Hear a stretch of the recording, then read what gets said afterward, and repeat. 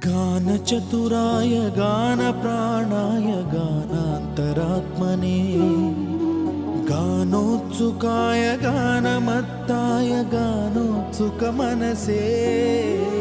गुरुपूजिताय गुरुदैवताय गुरुकुलस्थायिने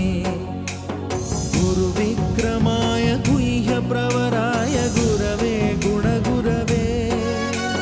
गुरुदैत्यकलक्षेत्रे गुरुधर्मसदाराध्याय गुरुपुत्रपरित्रात्रे गुरुपाखण्डखण्डकाय गीतसाराय गीततत्त्वाय गीतगोत्राय धीमहि